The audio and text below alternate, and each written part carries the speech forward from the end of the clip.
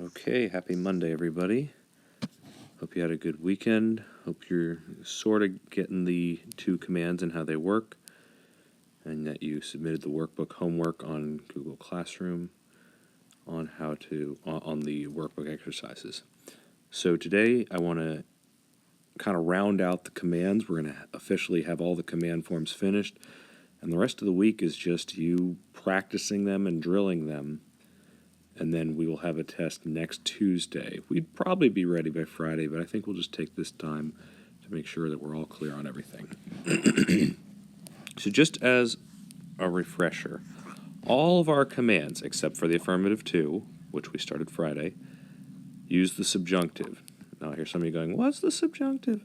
It's a form we're going to get to after Easter. But believe it or not, we've already seen basically all of it. All commands, except for the affirmative to, look like the subjunctive, and all subjunctive basically look like the commands, except for the affirmative to commands. And we know that the subjunctive is formed by using the yo form from the present minus the o as their stem. And that's important when it comes to verbs like tener and poner or conocer that have irregular yo forms. And then they flip their ending. So for an AR verb, it's not going to look like an AR verb, it's going to look like an ER verb. So and IR verbs are going to basically look like ah. My son says hi. So AR verbs are going to look like es, emos, eis, en. ERIs are going to look like as, amos, an. Now for our purposes with commands, you're pretty much not going to have to worry about the yo form. You can't command yourself to do something. And if you're talking to yourself, you're using second person, which is you. So, usted, ustedes, right? We already saw this. Looks like e and en. If you wanted to say let's do it, you'd use nosotros, amos, and hemos. And if you want to tell somebody you're familiar with, a family member or friend, not to do something, I would say don't sleep right now. I'd say no duermas. I would say don't eat, don't dance here. No bailes. Right, so that's all the command endings. Now we haven't gotten to the affirmative twos. Friday, we looked at the affirmative to commands, and that they basically look like their LA usted form from the present. So AR verbs look like a, ER verbs look like e. So let's try two examples. One that's regular, one that's stem changing. Comer would become come. Jugar would become juega. And hopefully that's nothing new for you. You had to do this for your commands. But today we're going to get to the 8 irregular affirmative commands. Now the good news is there's no irregular to commands. There's no irregular negative to commands. You just add the letter S to the usted form and you've got it, which we saw up here, right?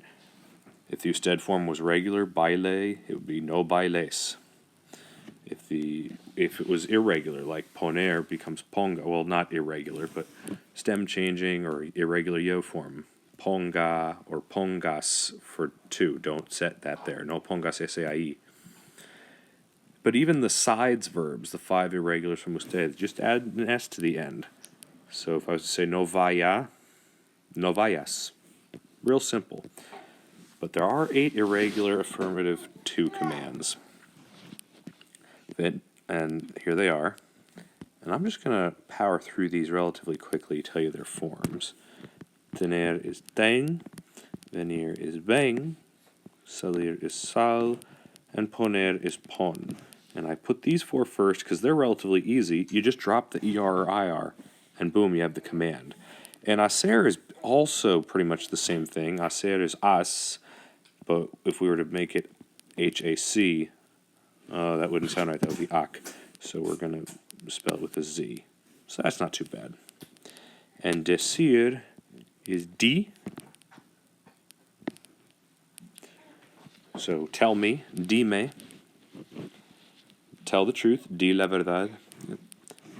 Saber is say. Like find this out or know this, say esto. Or say la verdad, find out the truth, know the truth. And ir, if you want to tell someone to go, you'd say ve. Now, it's very often used with irse as vete. Now, you might have noticed, especially with these last three, these are different verbs that we've seen before. So you have to rely on context, and it's not an accent question, it's just what it looks like.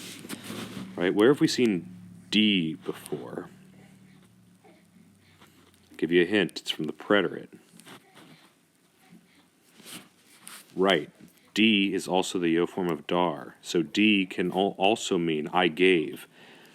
So if you say dilo, well, we can only put pronouns at the end of affirmative commands, or optionally with gerunds and infinitives. So it can't be the preterite D. It can only mean say it. Dilo. Saber, we saw, also means... Oops, I realized I made a big mistake. It's not saber. I think I'm maybe proving my own point, is that saber is also say, but it's really ser, is se. So if you want to tell someone to be good, say bueno. Be a doctor, say médico. That's what it is. So be careful that you don't make the mistake I just did. And they, I actually have a story about that. When I was a student in Costa Rica, the host family I was staying with actually had a very heated argument one night, and they were comparing politics in their country to another country, and the daughter said, "Ve a Nicaragua, ve a Venezuela." And we thought she was saying, go here, but we realized, no, she's saying, see what's going on here, see what's going on there, because ver also would have the command of ve. So just be careful with those. Ve and ir have the same to command. Well, that's a lot. If only there was a good way to remember tener, venir, sal. Well, there is, and you can thank a student I had in Spanish 4 a few years ago. His middle school teacher showed him this, and I think it's brilliant. Just think, Vin Diesel has 10 weapons, eh? Now, ignore for the moment that there's really 11 in this picture. Just cross that one out. Ven, di, sal, venir, decir, salir, has, ten, ve, pon, say. Vin Diesel has 10 weapons, eh? Now, you still have to remember what they all are abbreviations for and what their abbreviations mean. So, like, as is short for hacer, and it means, like, do or make. Hazlo, do it. But that's a good way to remember all the irregular eights right there. Vin Diesel has 10 weapons, eh? And that's it. So tonight, you're practicing this with a couple worksheets, and that's due Wednesday. Okay, good luck.